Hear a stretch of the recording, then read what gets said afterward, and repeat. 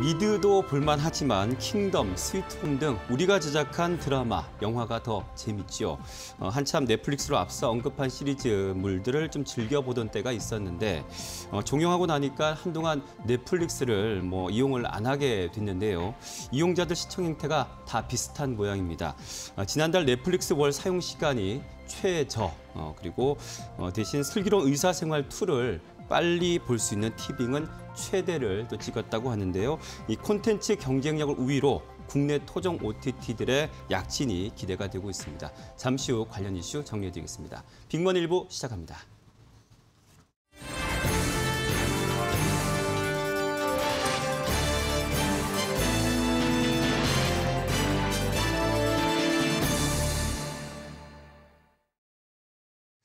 네, 우리나라뿐만이 아니고요. 글로벌 시장에서 넷플릭스의 위상이 예전만 같지는 않다라는 그런 시그널이 좀 포착이 되고 있습니다.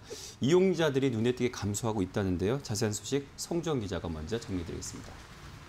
네, 세계 최대 인터넷 동영상 서비스 OTT 서비스인 넷플릭스가 2분기 실적을 발표를 했습니다. 네. 근데 내용을 보니까 2분기에 신규 가입자 수가 154만 명을 기록했는데요. 154만 명 상당히 많은 수치인 것 같은데 네.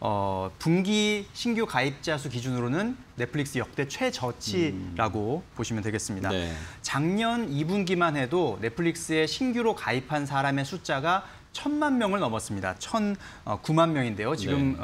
화면에 보시는 것처럼 제일 왼쪽에 있는 그래프가 바로 2020년 2분기의 상황을 나타내는 그래프이고요. 네. 그 이후에 3분기에 조금 주춤했지만 다시 작년 4분기에 거의 800만 명을 넘는 그런 신규 가입자 수가 들어왔고, 그런데 올 들어서 확연히 지금 줄어든 그런 추세를 나타내고 있습니다.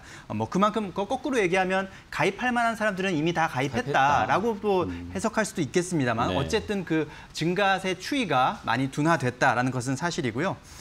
다만 회사 측은 3분기에는 다시 신규 가입자 수가 늘어날 것이다라는 예상치를 내놓긴 했습니다만 그 회사 측이 내놓은 예상치도 시장에서 바라보는 기대치에는 못 미치는 수준이라는 것이 역시 눈에 띄는 부분입니다. 작년에는 코로나19 여파로 이런 언택트 트렌드의 수혜를 좀 봤죠, 넷플릭스도. 네. 그런데 올해는 좀 저성장 기조에 접어들었고요. 역시 디즈니 플러스, 애플 TV 같은 다양한 OTT 경쟁자들이 신규로 시장에 뛰어들고 있는 것도 넷플릭스에는 부담으로 작용하고 있습니다. 네. 그렇기 때문에 이런 것들을 좀 타개하기 위해서 넷플릭스는 하반기에는 새로운 영상 시리즈 공개를 통해서 좀 반등을 모색하고 있는 상황인데요. 최근에 좀 이슈가 되고 있긴 합니다만 그 킹덤 아신전 네. 이제 7월 23일 내일 모레 오픈이 되는 것으로 지금 소개가 되고 있는데요. 킹덤 시리즈는 넷플릭스에서 상당히 인기를 끌었던 네. 시리즈니까 다시 한번 넷플릭스가 3분기에 힘을 낼 수 있을지 이런 부분들을 좀 가능할 수 있는 좀 지표가 될 수 있을 것 같고요. 또 넷플릭스가 영상 콘텐츠를 넘어서 게임 산업 진출의 의지까지 지금 내비치고 있는 상태이기 때문에 네. 앞으로 과연 이런 부분들이 얼마나 실적으로 연결될 수 있는지도 지켜봐야 될 것 같습니다. 네. 그리고 또 최근에 SK 브로드밴드가 이제 우리 망을 이용해서 넷플릭스 너네가 이제 돈을 벌고 있으니까 돈을 내라 이런 또 소송을 지금 펼쳤었는데 일단 법원은 SK 브로드밴드 손을 들어준 걸로 알고 있고요. 이런 소송이 국내 OTT 시장에 좀 미친 영향이 있을 것 같습니다. 네. 네, 말씀하신 대로 지난달 25일에 1심 판결이 나왔는데요. 네. 여기서 SK 브로드밴드가 승소를 했습니다. 그러니까 넷플릭스가 SK 브로드밴드에 망 이용 대가를 지급할 채무를 부담하는 것이 인정된다라는 설명입니다. 넷플릭스 측에서는 이 콘텐츠 사업자, 그러니까 넷플릭스를 말하는 거죠. 그리고 네. 인터넷 서비스 제공자, SK 브로드밴드를 말하는데 이런 콘텐츠 사업자와 인터넷 서비스 제공자 사이에 협력의 전제가 되는 역할 분담을 부정한 그런 판결이었다. 네. 그리고 이것은 인터넷 생태계의 근간을 위협할 수 있는 판결이다라고 좀 주장을 하면서 결국 항소를 했습니다. 이제 네. 또 2심에서 다퉈볼 그런 상황이고요. 일단은 이런 상황들, OTT 업계로서는 비용 부담이 커질 수 있는 이슈입니다.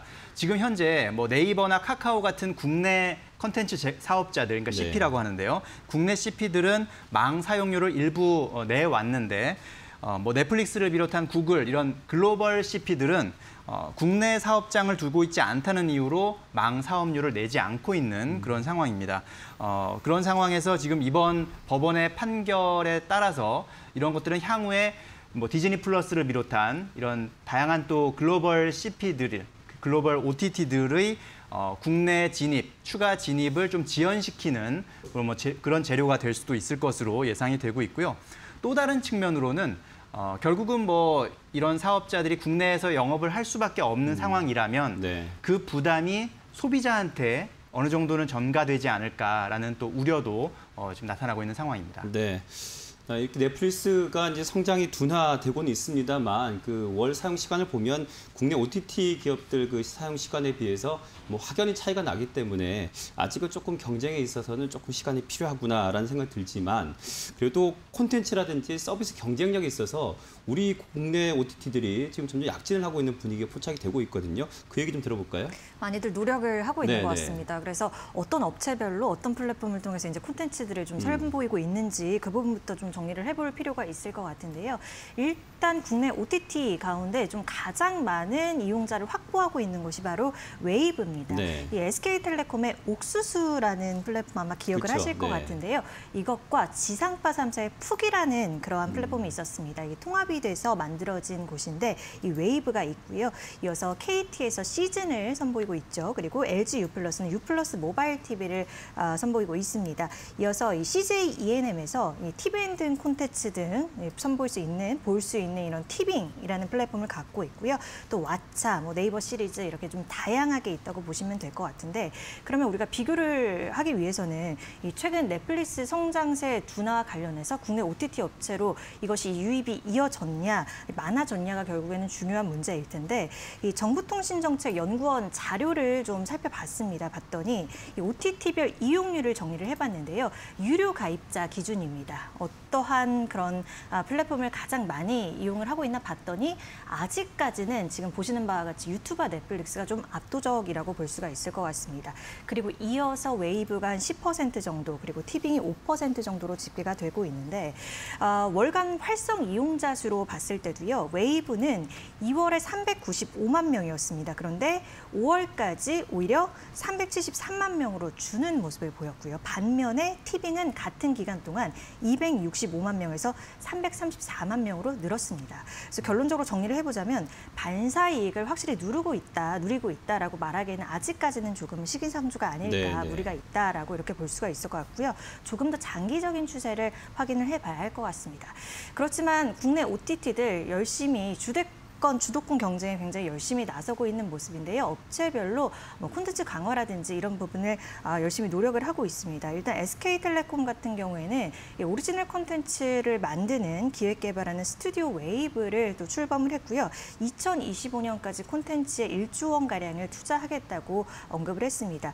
KT 같은 경우도 지금 연기가 조금 되고는 있는 상황인데 이 시즌 독립법인을 출범할 것이라고 해요. 그럼 투자하고 이런 데 있어서 아무래도 몸집이 가벼워지니까 조금 더 원활할 것으로 예상이 되고 있고 또 2023년까지 4천억 원가량 투자해서 100개 이상의 IP, 드라마 IP 확보하겠다라고 언급을 했습니다.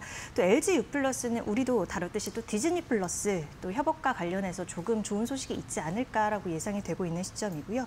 티빙 같은 경우가 굉장히 약진을 보이고 있다라고 말씀을 드렸는데 네이버와 맞손을 잡았습니다. 지금 네이버 멤버십 플러스라고 해서 이 멤버십 서비스를 이용을 하면 티빙의 혜택을 볼 수 있는 그런 항목이 있습니다. 네. 이를 통해서 지금 가입자를 좀 많이 확보를 하고 있고 이 서비스가 끝나더라도 또 향후에 유료 가입자로 도모를 할 수 있는 그러한 방안을 좀 마련 중인 것으로 보이는데요. 그래서 5월에 이 월간 활성 이용자 수 그리고 유료 가입자 수가 역대 최다 수준을 보이는데 좀 열심히 이렇게 나서고 있는 모습도 우리가 확인을 해볼 수가 있었습니다. 네.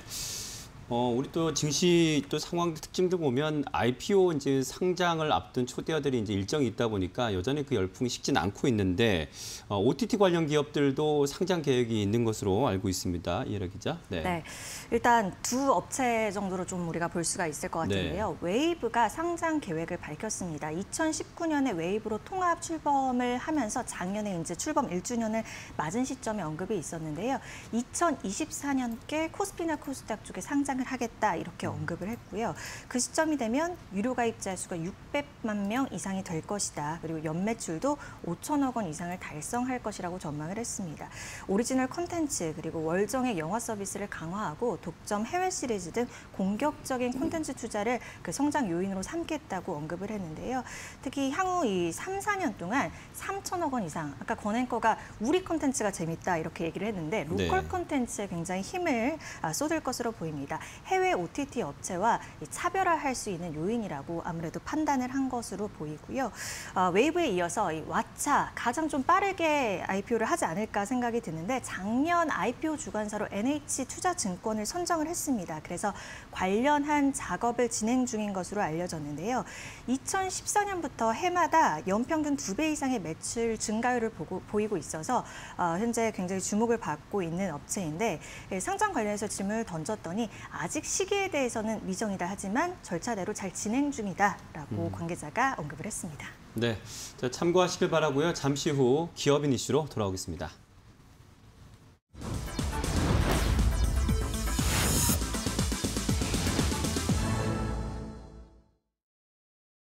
근데 코로나 신규 확진자 1,700명 넘었잖아요. 그리고 지금 현재 제4차 대유행이 심각해지는 상황 속에서 최근에 현대차도 그렇고 대우도 그렇고 파업 얘기가 나와서 조금 이 시기가 좀 안 좋다 생각을 했었는데 다행히 현대차 노사는 어젯밤 극적으로 임단협 잠정 합의를 했군요. 성준 기자. 네. 현대차 노사가 어제 울산 공장에서 노사 교섭 대표가 참석한 가운데 임단협 잠정 합의안을 도출했습니다. 말씀하신 것처럼 거의 직전까지 파업 얘기가 계속 흘러나올 정도로 그런 소식들이 전해졌고 많은 투자자분들이 좀 우려하는 그런 목소리를 냈었는데 다행히도 어제 밤에 임단협 잠정 합의안이 도출이 됐습니다. 안타깝게도 기아 같은 경우는 오늘 오전에 교섭 결렬 소식이 또 전해지기도 했습니다. 이 현대차 노사 임단협 잠정 합의안 내용을 살짝 살펴보면요. 일단 기본급 월 7만 5천 원 인상, 성과금 200%에다가 350만 원 추가 지급, 거기에 품질 향상 경력금 230만 원, 무상 주식 5주, 복지 20만 포인트, 재래시장 상품권 10만 원 지급 이런 내용들이 담겨 있고요. 이거는 이제 회사 측이 제시했던 안과 노조 측이 요구했던 안의 거의 중간 수준이라고 이해하시면 되겠습니다. 다만 노조가 제시했던 정년 연장 그리고 해고자 복직 같은 내용들은 이번 합의안에는 포함되지 않았습니다.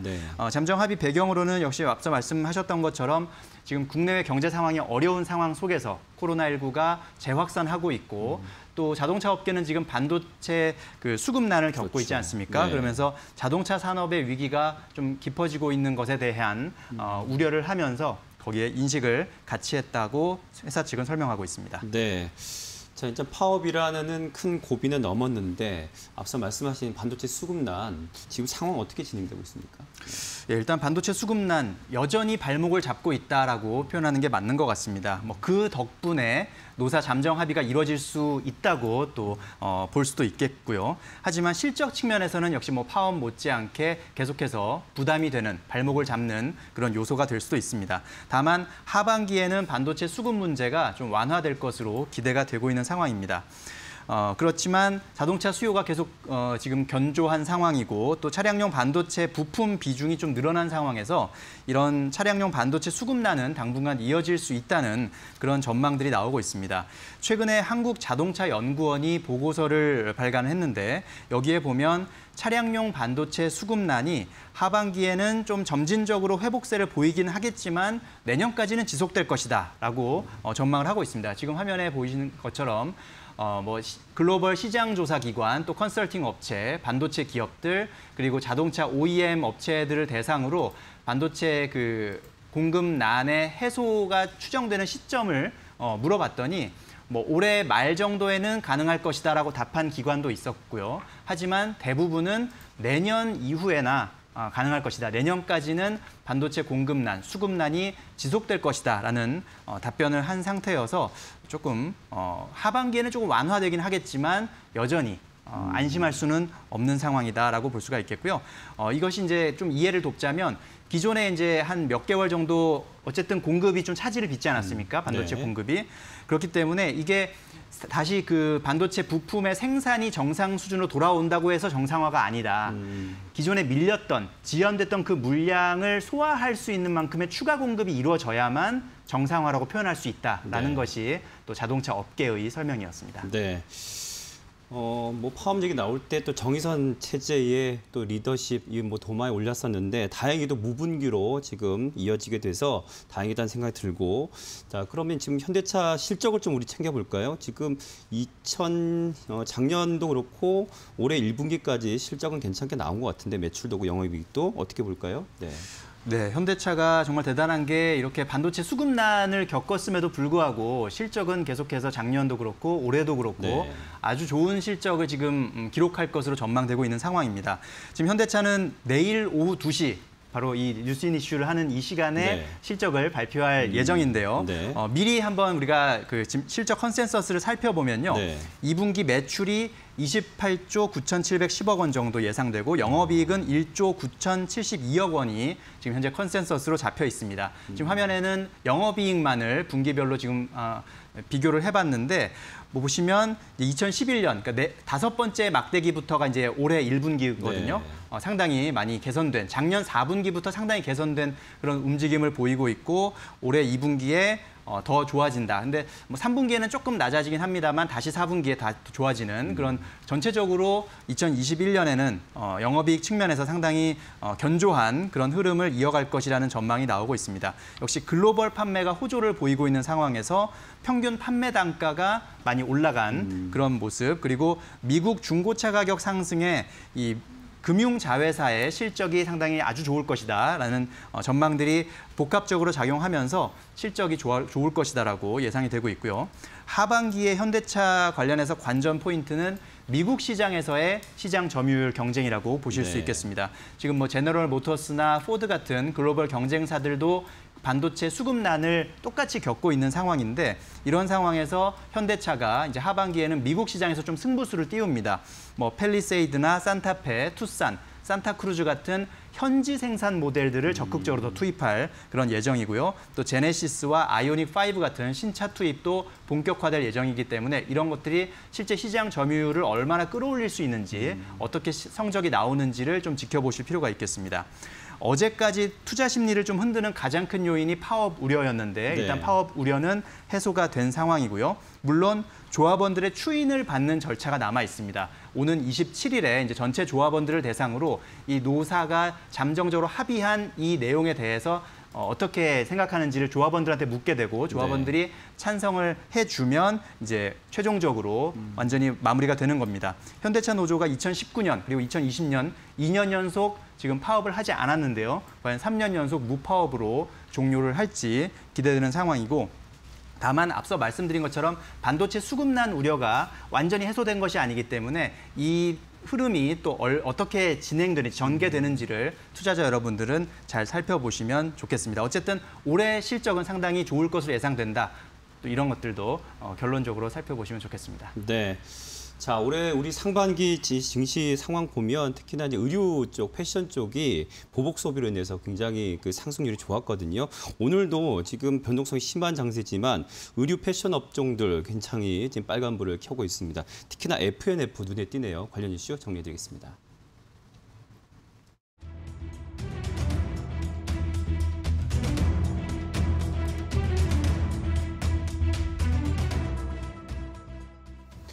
네, 지난 5월 인적 분할하고 재상장해서 F&F 이후에 주가 상승이 아주 심상치가 않습니다. 목표가가 75만 원까지 지금 얘기가 나왔다는데요. 이희라 기자. 네. 지난해 11월에 이 FNF가 인적 분할 결정이 됐고요. 네. 지난 5월 21일에 분할 후 신규 상장, 재상장 이렇게 됐습니다. 네. FNF 홀딩스 이렇게 나눠진 건데요. 이 패션 부문을 FNF가 흡수를 하게 된 것입니다. FNF 홀딩스 같은 경우에는 자회사 관리 그리고 그리고 신규 투자 이런 부분을 담당을 하고 결국 패션 부분은 이 FNF가 다 흡수를 했다, 담당을 한다고 보시면 될 것 같은데 굉장히 주목도가 높아졌던 이유가 분할 일의 저점 36만 원 선에서 오늘까지도 지속적으로 신고가 흐름을 최근 들어서 계속적으로 쓰고 있거든요. 네. 그러니까 5월 20일 비교해서 봤을 때는 주가가 한 50% 이상 올랐다고 보시면 될 것 같습니다.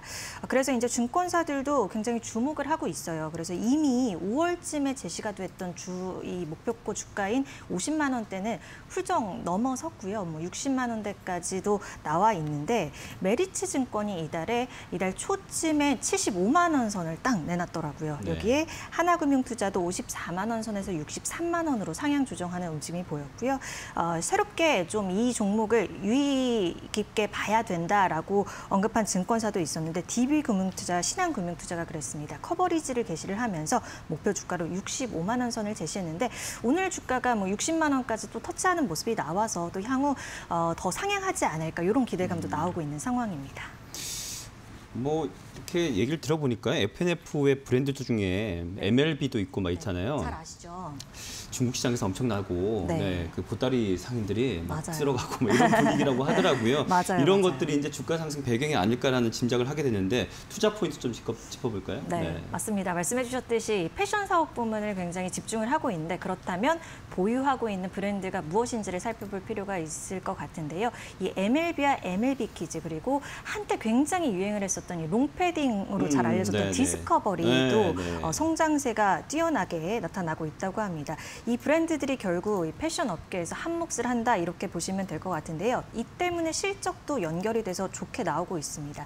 일단 올해 2분기 실적 전망치를 좀 보면 매출이 2,830억 원 정도 기록을 할 것으로 보이는데 전년 대비해서 한 70% 가까이 성장한 수치고요. 영업이익 같은 경우도 무려 200% 이상이 늘어날 것으로 보입니다. 그래서 컨센서스에 부합하거나 조금은 더 상회할 수 있다. 이렇게 호실적을 낼 것으로 예상이 나오고 있는 상황인데요. 그렇다면 이 호실적의 주요 원인 바로 중국 쪽 매출이 고성장을 보이고 있어서입니다. 특히 MLB에 대해서 굉장히 관심을 많이 갖고 있나 봐요. 온오프라인 굉장히 고르게 상장을 하고 있다고 하는데 또 얼마 전에 이 온라인 쇼핑 대전 제2광군제라고 부를 수 있는 6.18 쇼핑 이벤트에서 굉장히 매출이 많이 나왔다라고 하고요. 국내 쪽에서는 MLB 키즈와 디스커버리가 좀 끌어주는 모습을 보이고 있습니다. 이 보복 소비 효과가 굉장히 강했던 3, 4월보다 5, 6월에는 조금은 주춤할 수 있지만 그럼에도 불구하고 매출 증가세가 눈에 띄게 나타나고 있다고 하고요. 이 디스커버리 같은 경우에는 백화점 내에서 해당 매출 관련 1위를 기록을 하고 있고 MLB 키즈 역시나 2, 3위권을 지속적으로 유지하고 있습니다. 그렇다면 이제 앞으로 성장을 할 수 있는 요인이 무엇인가라고 따져봤을 때 중국 내 매출 성장률 아무래도 주목을 해볼 수밖에 없는데요. 온라인 채널 위주로 고르게 성장을 하고 있고 여기에다가 중간 수입업자한테 넘기는 구조라서 반품과 관련한 이런 재고 리스크 같은 게 낮은 게 이 타 경쟁 업체 대비 우리가 차별화할 수 있는 매력 포인트라고 우리가 볼 수가 있을 것 같은데요. 또 이 중국 내 온라인 매출 성장세가 아직까지는 초기 단계라서 향후 조금은 더 기대해 볼 수 있는 여지가 아닐까라고 생각이 듭니다. 네.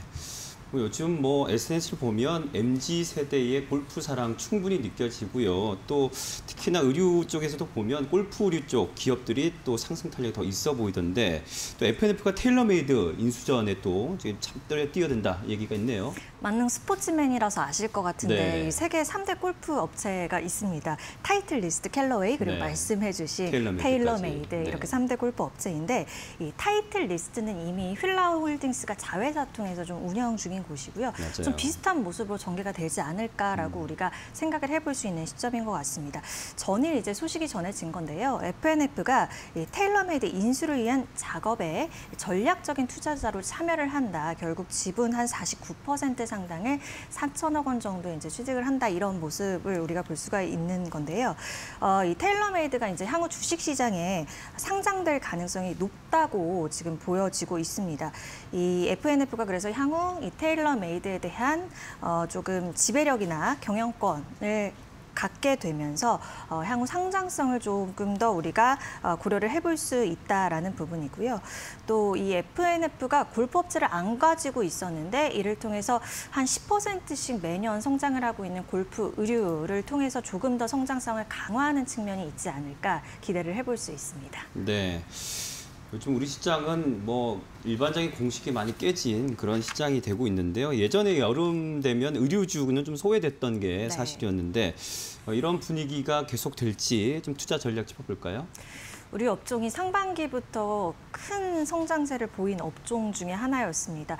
좀 대표적인 경기 민감주로 우리가 볼 수가 있을 것 같은데 코로나 보복 소비 효과로 좀 많이 성장을 했다고 볼 수가 있을 것 같아요. 그런데 최근에 코로나 좀 재확산 분위기가 나타나면서 하반기는 어떻게 될 것인가, 과연 또 내년까지는 이 성장세가 이어질 수 있을까라고 물음표를 던지시는 분들이 많으신 것 같습니다. 그런데 이 하반기 이후로는 좀 의류산업 성장 추세가 상반기보다는 덜해질 수 있다, 좀 둔화될 수 있다라는 의견이 나와서 좀 참고를 해보시면 좋을 것 같은데요. 유정현 대신증권 연구원이 작년 대비 올해 소비가 크게 늘어나서 내년에는 현 수준보다는 조금은 둔화될 가능성이 있다, 급등하기는 어렵다라고 언급을 해주면서 성장 둔화로 기대가 좀 떨어질 수 있기 때문에 어느 때보다 개별 업체의 실적을 잘 살펴보고 투자해야 한다라고 조언을 했으니까요. 참고해 보시면 좋을 것 같습니다. 네. 자, 뭐 FNF는 보니까 최근 기관의 수급이 계속 들어오면서 좀 상승 탄력을 도움을 주고 있구나, 이게 보여집니다. 참고하시길 바라고. 자, 오늘 기업인 이슈까지 두 분 기자 수고하셨습니다. 고맙습니다. 고맙습니다. 간밤 미증시는 상승 마감을 했습니다.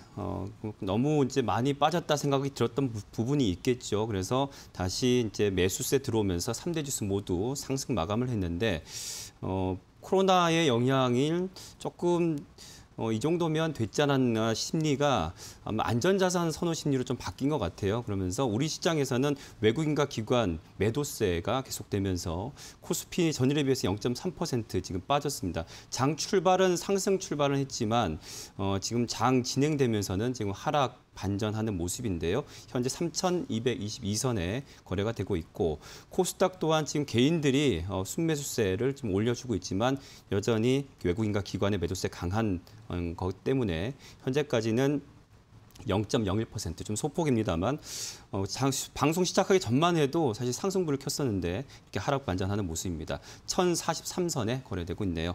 좀 더 자세한 수급 상황은 보고 있으면 폭염도 이겨낼 수 있는 비타민 캐스터가 전합니다. 박혜미 캐스터, 큐.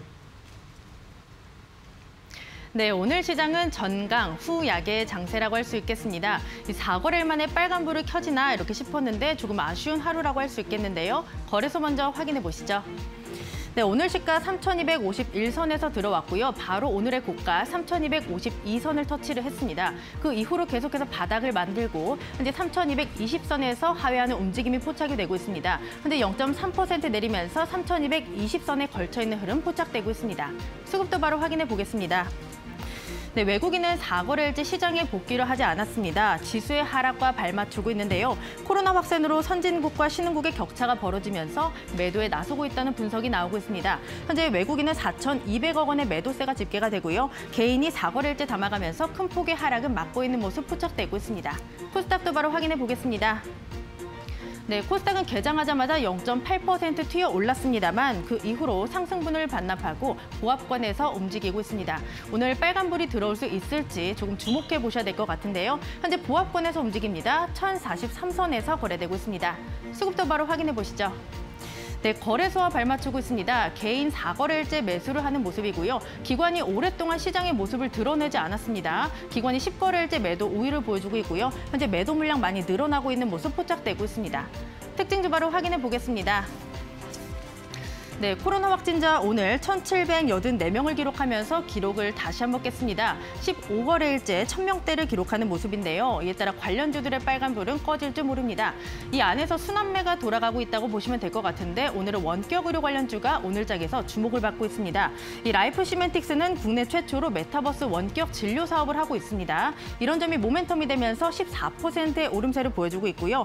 인성정보 또한 원격 진료 서비스를 국책 과제를 통해서 수행을 하고 있습니다. 이런 점이 부각이 되면서 10% 가까이 오르는 모습 포착되고 있습니다. 그다음 테마 확인해 보겠습니다. 이 친환경이라는 키워드는 여전히 시장에 살아있다고 보셔도 될 것 같습니다. 오늘은 2차 전지 쪽보다는 수소 쪽으로 매기 쏠림이 상당히 강하다라고 보시면 될 것 같은데요. 이 문 대통령이 탄소 국경세에 대한 대책을 마련하자 이렇게 강조를 했고요. 현대차 그리고 LG전자가 수소 차량을 내놓겠다고 밝히면서 대중화에 대한 포부를 밝혔습니다. 네, 오늘 친환경 쪽으로 외국인과 기관의 매수세가 상당히 많이 들어오고 있는데요. 이 두산 퓨얼셀은 하반기 실적 개선이 기대된다는 분석이 나왔습니다. 현재 5% 오르면서 53,400원에 거래되고 있고요. 이 동아화성은 자사의 수소 연료 전지가 유럽과 중국의 진출이 기대된다는 분석이 나오고 있습니다. 외국인의 매수가 이 거래일째 들어오는 모습이고요. 현재 3%의 오름세를 보여주고 있습니다. 마지막 테마 확인해 보시죠. 최근 델타 변이 확산에 따라서 경기 둔화 우려감이 나오고 있습니다. 이에 따라 경기 민감주가 최근에 상당히 많이 밀렸는데요. 하지만 업계에서는 이유 없는 조정이라면서 코로나 여파는 그렇게 길지 않을 것이라고 분석을 했습니다. 이에 따라 오늘 보시면 조선, 기계, 철강 업종들이 반등하는 움직임이 포착이 되고 있는데요. 특히 조선 쪽으로 외국인과 기관의 매수가 상당히 많이 들어오고 있습니다. 한국조선해양 같은 경우에는 2분기 어닝 쇼크가 예상이 되지만 하반기 실적이 개선될 것이라는 분석이 나오고 있습니다. 외국인과 기관이 함께 담아가는 모습이고요. 현재 5%의 강세를 보여주면서 12만 9천 원의 거래가 형성되고 있습니다. 이 두산 인프로포는 오늘 신고가를 기록하기도 했는데요. 개별 이슈가 있었습니다. 분할 후 재상장이 되면서 오늘 장에서 시세를 분출하고 있습니다. 오늘 신고가 19,350원을 터치하기도 했고요. 현재도 11%의 오름세를 보여주면서 17,100원의 거래가 형성되고 있습니다. 네, 지금까지 시장 상황 전해드렸고요. 권대일 거 불러보도록 하겠습니다. 앵커님, 큐! 네, 박혜미 캐스터 큐 잘 받았습니다. 이제 테마 이슈 이어가겠습니다. 코스파트너스의 불사조 대표와 함께합니다. 안녕하십니까? 네, 안녕하세요. 자, 먼저 불사조 대표 수익률부터 보시겠습니다. 먼저 수익 실현한 종목들인데요. 푸드웰 6월 23일 매수 들어가서요. 43.89%의 수익 실현해냈고요. 태용로직스는 4월 27일 매수 들어갔습니다. 22.58%의 수익 실현. 성창기업지주 4월 21일 매수 들어가서 21.44%의 수익 실현. 한국가구는 6월 16일 매수해서 20.45%의 수익 실현해냈습니다. 삼성중공업은 6월 1일 매수해서 19.87%의 수익 실현해냈습니다. 다음은 CJCGV인데요. 5월 25일 매수 들어가서요. 15.98%의 수익 실현했고요. CJCGV 그렇고 젠백스링크 같은 경우에는 6월 9일 매수 들어가서 25.54%의 수익 실현. 상신 EDP 6월 30일 매수 들어가서 25%의 수익 실현해냈습니다. 신풍제약은 5월 4일 매수 들어가서요. 69.16%의 수익률. 삼성 엔지니어링은 5월 10일 매수해서 48.15%의 수익률 보여주고 있습니다.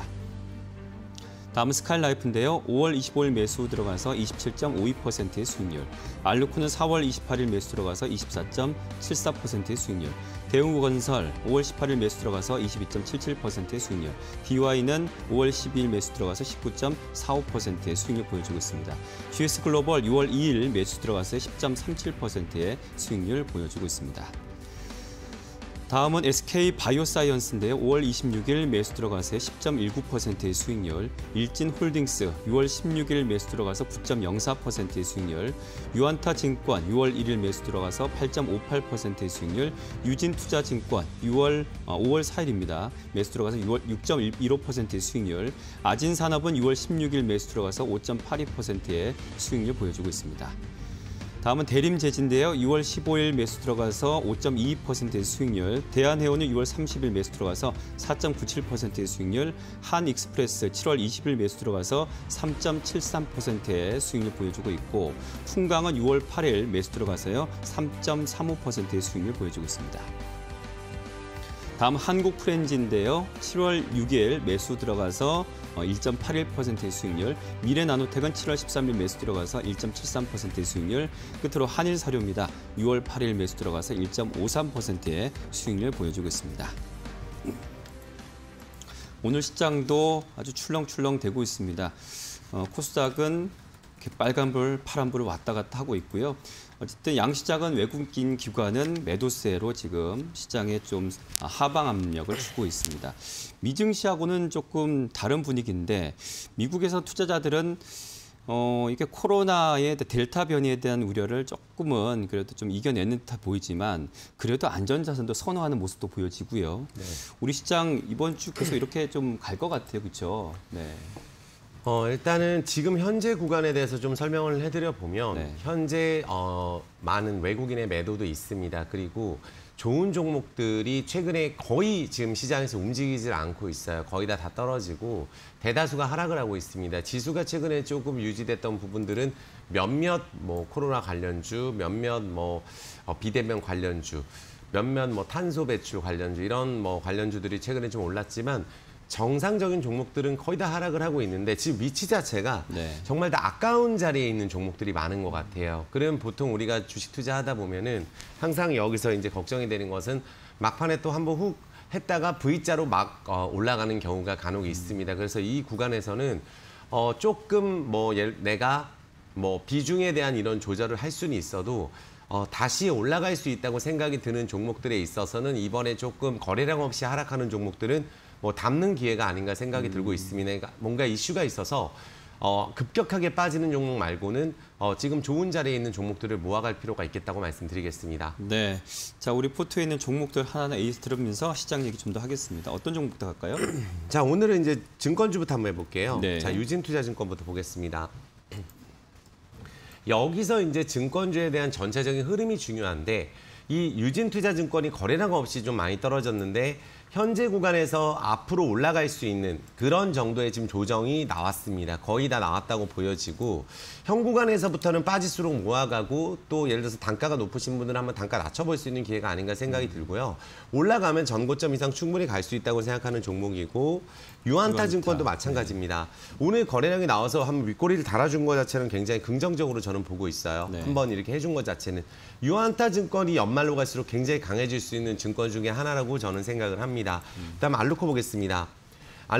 알루코하고 이런 종목이 지금 1년 정도 박사하다니고 움직이질 않아요. 지금 자동차 관련주들이. 네. 하지만 거래량이 최근에 없었던 부분들을 생각한다면 현 구간에서 만약에 조금 주가 흔들린다 하면 저는 매수 기회라고 좀 보고 있고요. 아진산업도 볼까요? 네, DY 마찬가지고 네. 아진산업 마찬가지입니다. 그러니까 전부 다 어떤 좋은 자리에 있었던 종목들인데 최근에 조금 한 1, 2%씩 계속 조금씩 떨어지면서 거래량이 없이 떨어졌기 때문에 네. 자동차 부품주는 이번이 정말 큰 기회가 아닌가 저는 생각이 들고 있고요. 그다음 신풍제약 보겠습니다. 신풍제약이 어떻게 보면은 이번에 그 코로나가 지금 확진자가 늘어나는 이 부분에 있어서 수혜를 받을 수 있는 섹터로 보고 있습니다. 이번 달에 월차트로 거래량은 좀 없었기 때문에 아무리 그래도 이 가격 부분만 좀 지켜준다면 또 뭔가 하나의 뉴스로 인해서 충분히 또 올라갈 수 있는 종목이 신풍제약이기 때문에 쉽게 이 구간을 이탈시키려면은 아예 앞으로 나올 뭐 내용들이 없으면 이탈할 수 있겠지만 그래도 그건 쉽지 않을 것이다 저는 생각이 들고 올라갈 수 있지 않을까 생각이 듭니다. 네. 자, 그다음에 삼성 엔지니어링이에요. 여기는 그래도 지금 회복을 좀 해주고 있어요. 회복을 해주고 있는데 28,000원에서 예전에 잡고 싶었던 분들 많으셨을 거예요. 어떻게 본다면 지금 주가가 좀 조정이 나왔지만 삼성 엔지니어링 실적이 계속 좋아지고 있는 기업이니까 이번 기회를 통해서 관심을 한번 가져보시면 어떨까. 대우건설도 마찬가지입니다. 건설주 중에 사실은 빅3 건설사, 뭐 GS건설, 현대건설 여기를 작년에 많이 했는데 올해는 대우건설을 계속하고 있습니다. 충분히 이번 달 거래량 없고 현 구간에서 조정이 나온다면 밸류에이션 측면에서도 굉장히 싼 가격권에 진입이 됐다 말씀드리겠습니다. 스카이라이프는 어떻게 보면 아직까지 시장에서 급등 주목은 받지는 못했으나 바닥권에서 U자형 방식으로 이제 돌리는 초입이라고 좀 보여줘서 만약에 스카이라이프가 현 구간에서 시장 때문에 좀 밀린다면 또 절호의 매수 타점이 아닐까 생각이 들고 15,000원에서 2만 원 사이를 목표로 갈 수 있도록 하겠습니다. SK바이오사이언스예요.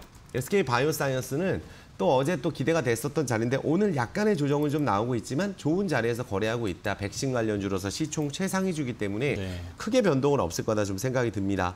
GS글로벌은 저는 이제 GS글로벌하고 한일사료가 조금 아쉬운데 한일사료도 실적 대비해서 거래량이 아예 없이 떨어졌거든요. 이번 달 거래량 보면은 뭐 형편없는 거래량으로 떨어졌기 때문에 올릴 때 돈이 들지 않을 것 같습니다. 그러니까 이 위에 샀던 주체는 반드시 있다. 기회는 온다고 생각을 하고 있고요.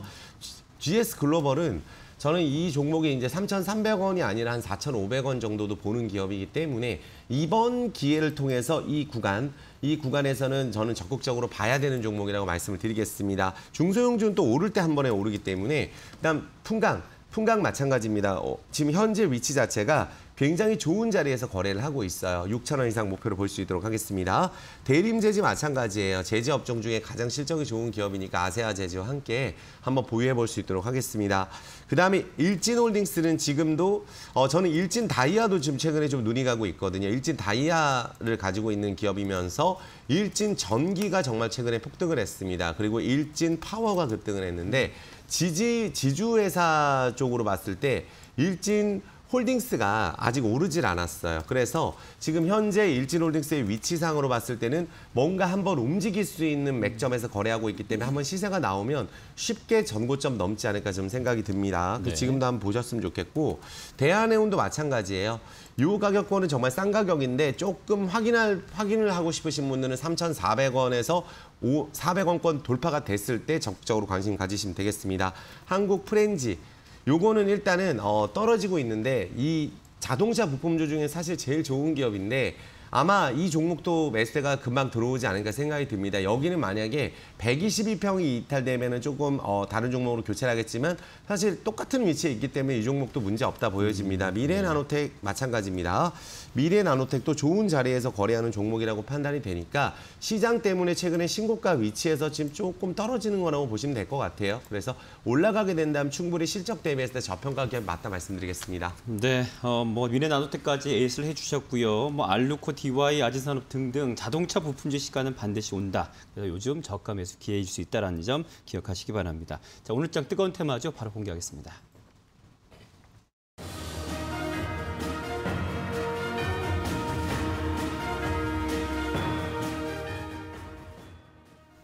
오늘 시총 상위 종목도 전반적으로 다 빠져 있는데 사실 카카오 같은 경우에는 이슈가 있습니다. 앞으로 정도 굉장히 기대가 되는 부분이 있는데 아무튼 얘기 좀 들어보겠습니다. 네. 자, 카카오 최근에 또 많은 분들이 문의를 하시는 종목 중에 하나입니다. 카카오가 지금 현재 오늘 조금 좀 많이 떨어지고 있어요. 거래량을 통해서. 근데 그 현 시점에서 우리가 앞으로 대처 방안에 대해서 좀 한번 말씀을 드려보기 위해서 가지고 나왔습니다. 카카오 블록체인 자회사 같은 경우 한국은행이 취재하는 CDBC 모의 실업 위한 우선 협상자에 선정이 됐어요. CDBC 앞으로 우리가 충분히 기대해 볼 수 있는 그렇죠. 모멘텀이라고 좀 볼 수가 있겠죠. 그래서 경쟁자가 네이버하고 SK인데 따돌렸죠. GS칼텍스하고 카카오티 운영자 카카오 모빌리티에 수백억 규모의 지분 투자를 진행을 했고 GS칼텍스의 주유소하고 모바일 플랫폼을 융합해서 새로운 서비스를 마련하기 위한 협업에 나설 것으로 예상이 됩니다. 또한 카카오 엔터테인먼트 멜론을 흡수합병하면서 엔터 부분에도 성장이 되고 있어요. 카카오는 정말로 자회사가 많이 상장을 하는 부분에 있어서 수급이 좀 분산되는 효과는 있어요. 최근에 카카오 게임즈는 또 좋거든요. 네. 근데 카카오만 놓고 봤을 때는 수급 분산이 될 수 있다 이렇게 생각이 들 수 있는 부분들은 분명히 있습니다. 하지만 주요 자회사들이 성장을 잘하고 있고 엔터나 페이, 뱅크, 실생활에 밀접하게 있는 연관 자회사들이 상장을 앞두고 있는데 어떻게 보면 카카오는 지금 대기업으로서 지금 굉장히 많은 부분에 대해서 흡수를 하고 있는 그런 상황이라서 성장성 자체는 매우 큰 기업이라고 좀 말씀을 드리겠습니다. 네. 자, 매매 전략 좀 보겠습니다. 지금 하반기도 IPO도 지금 앞두고 있는 자회사도 있어서요. 좀 들어볼게요. 자, 카카오의 위치상으로 봤을 때 자회사 상장 기대감하고 카카오페이 IPO 굉장히 대어로 좀 꼽히고 있죠. 일부에서는 고평가 논란이 나오고 있는데 오늘 위치가 일단 나왔다는 것은 어떻게 대응을 해야 되냐면 최근에 21선 부근에서 관심이 좀 많으셨을 것으로 예상이 됩니다. 그런데 카카오가 올라갈 때 단 한 번도 이 주차트 보면은 5주선이 꺾인 적이 없어요. 이 5주선이 꺾인 적이 없는데 이번 주는 일단 중요 자리에서 거래량이 나오기 때문에 이번 주 종가가 어떻게 끝나는지 정도는 체크를 해주시고 보통은 이런 식으로 주차트를 미는 경우에는 주도주 같은 경우는 다음 주 정도에는 또 반등이 나오는 경우가 많습니다. 그래서 보시는 분들은 이번 주 주말까지, 그러니까 금요일까지 아마 이 구간에서 밀리게 된다면 또 매수가 또 들어올 부분들도 분명히 있거든요. 이 61선이 버티고 있기 때문에. 그래서 조금 더 추가 매수 타이밍이나 신규 매수는 일단은 이번 주만 놓고 봤을 때는 한 금요일 날 정도의 종가를 보고 보시는 게 좋다고 생각이 들고요. 하지만 만약에 이 종목이 반등을 앞으로 또 하더라도 앞으로는 이 부분이 매물대가 좀 될 수가 있으니까 어느 정도 박스권을 그려갈 것으로 보여집니다. 그래서 만약에 빠지게 된다면 조금 더 추가적인 하락이 당장은 아닐 거라고 한 이번 주 지나고 나면 다음 주에는 큰 문제가 없을 거로 보여집니다. 그래서 아마 카카오 가지고 계신 분들은 성장성 보고 가시는 분들이 할지라도 우리가 카카오가 정말 최근에 많이 올랐었거든요. 네. 그래서 많이 올랐었던 종목이 어느 정도 조정이 나온다고 좀 생각을 해주시고 신규 매수에 대한 타이밍을 지금 만약에 들어간다는 거는 예를 들어서 단기적으로 접근하시는 분들 오늘 많이 빠졌으니까 내일 이익 실현하기 위한 분들을 말고는 조금 모아가실 분들은 조금 시간을 두고 저점에서 모아가는 전략이 좋겠다 말씀드리겠습니다. 네, 자 계속해서 앞으로 뜨거워질 테마주로 공개하겠습니다.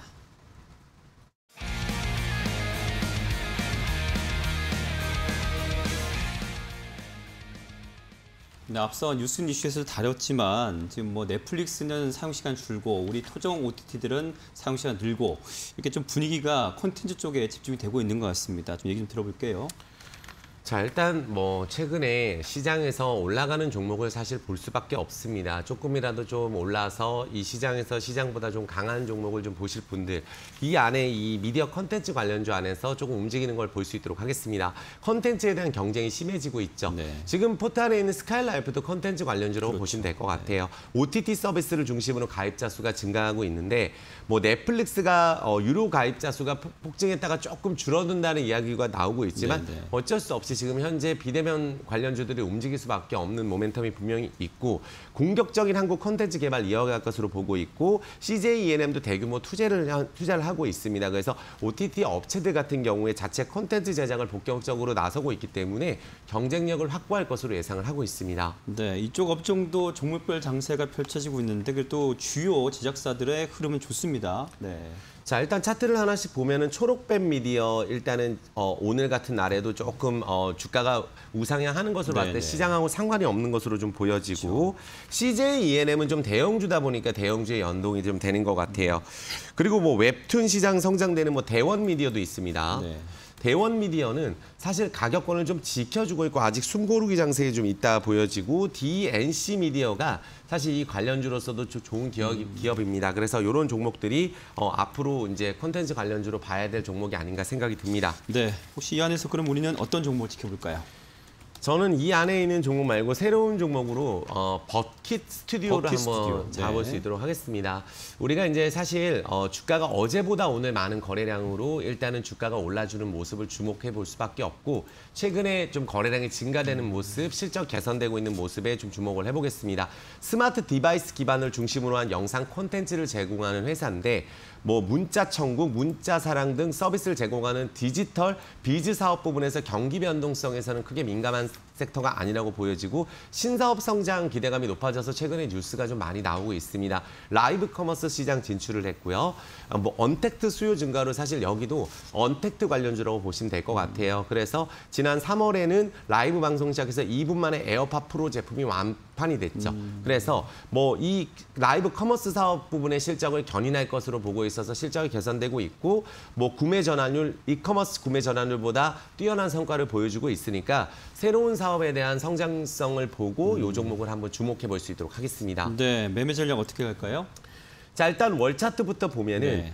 이번 달에 그래도 거래량이 증가되면서 월봉 지난달도 마이너스에서 올라오고 이번 달도 마이너스권에서 올라가고 있는데 막판으로 갈수록 지금 힘이 있기 때문에 그래도 지금 어느 정도 이 종목에 주목하시는 분들이 많이 있는 것 같아요. 그다음 주 차트를 보면 지금 2주 연속 윗꼬리 부분을 채워가고 있는데 거래량은 2주 전보다 줄어서 올라간다. 이것은 단기적인 시세가 나올 가능성이 높습니다. 그리고 우리가 주가가 올라가려면은 첫 번째 축 5월 28일 축에서 대량 거래 그리고 7월 6일 날 대량 거래 종가 만들어 놓고 다시 한번 7월 13일 날 대량 거래가 나오고 나서 또 지금 다시 올라가고 있는 상황이에요. 그렇다면 여기서 외국인집 매수가 들어오게 된다면 한번 시세가 크게 나올 가능성도 있다고 보여지고요.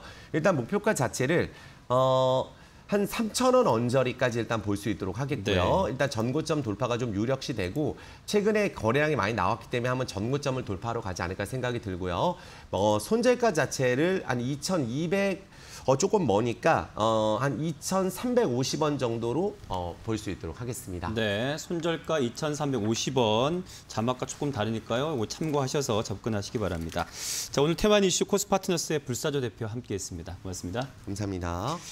자, 빅머니 1부 순서 여기까지입니다. 잠시 후 빅머니 2부로 돌아오겠습니다. 시청해주신 여러분 고맙습니다. 채널 고정.